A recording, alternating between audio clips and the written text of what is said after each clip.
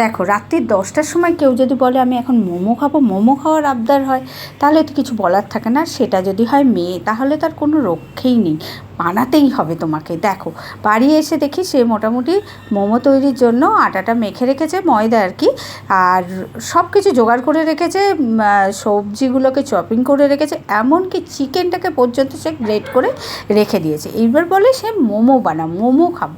কী আর করি, মেয়ের আবদার মেটাতেই হবে। তাই চটপট একদম অফিসের জামাকাপড় ছেড়ে নিয়ে ব্যাস বাড়ির জামাকাপড় পরে রেডি হয়ে গেলাম মোমোটাকে রেডি করতে। ব্যাস কিছুই না, খুব তাড়াতাড়ি হয় জানি, ও জেনেই আমাকে এই কথাগুলো বলেছে। সবজিগুলোকে প্রথমে আমি এটা কড়াইয়ের মধ্যে দিয়ে একটু সামান্য তেলের মধ্যে নাড়াচাড়া করে নিলাম, একটু লবণ আর একটু সয়া সস, একটু ভিনিগার দিয়ে। তারপরে আমার যে ময়দাটা মেখে রেখেছিল একটু নরম করেছিল, যাই হোক হয়ে যাবে, কাজে ভালোই দিয়েছে। সেইটা থেকে ছোট ছোট লেচি করে নিয়ে কোনো রকমে বেলেছি আর করেছি।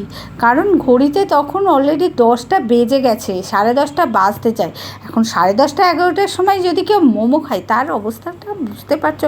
যাই হোক, যত তাড়াতাড়ি সম্ভব মোমোগুলোকে বেলেছি, আর বেলে নিয়ে স্টাফিংটাকে রেডি করেছিল। স্টাফিংটা অবশ্যই একটু ঠান্ডা করে নিতে সময় লেগেছে, ঠান্ডা না করলে কিন্তু ঠিকঠাক হয় না। ঠান্ডা করে নিয়েছি, তারপরে দেখো ঝটপট করে আমি মোমোগুলো তৈরি করে নিচ্ছি। কী আর করি বলো, মাঝে মধ্যে এরকম একটু আধটু আবদার রাখতে ভালোই লাগে।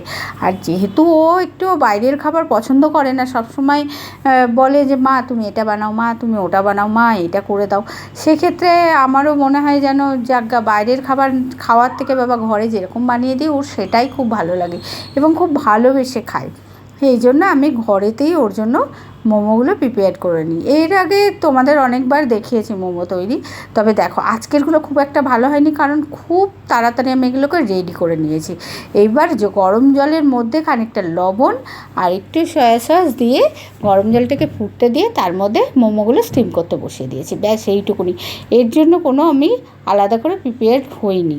দেখো, তেল মাখিয়ে নিলাম একটু ঝাঁঝরি থালাটায়, এবার মোমোগুলোকে সাজিয়ে দিয়ে ওই 10 মিনিট মতো ভাপিয়ে নিলেই রেডি হয়ে যাবে আমার চিকেন মোমো।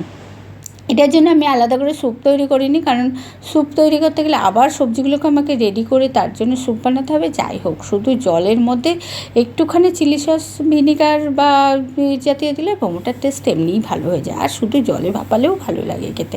আসলে মোমো প্রেমীরা একটু মোমো খেতে ভালোই বাসে, সে যেরকমই তৈরি হোক না কেন। আমার মেয়ে ভীষণ স্টিম ফুড খেতে ভালোবাসে, সে যেরকম ধরনের স্টিম ফুড হোক না কেন ওর খুব প্রিয়। দেখো 10 মিনিট পরে রেডি হয়ে গেছে আমার গরম গরম চিকেন মোমো। এই গরমের মধ্যে গরম গরম চিকেন মোমো খাওয়ার পাগলামি কার কার মাথায় এরকম হয় বলো তো, আমাকে একটু জানিও।